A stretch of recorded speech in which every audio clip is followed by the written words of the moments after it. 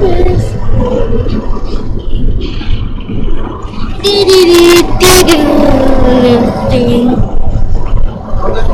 Y esa montaña le digo la montaña, la isla Alien. Ahorita la van a ver. Este es el que está pegado enferme. Ahí se escondían los aliens. Los aliens. No, no es cierto.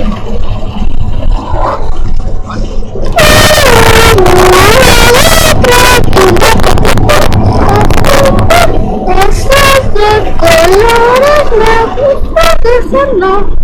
Bueno, eso ya tampoco.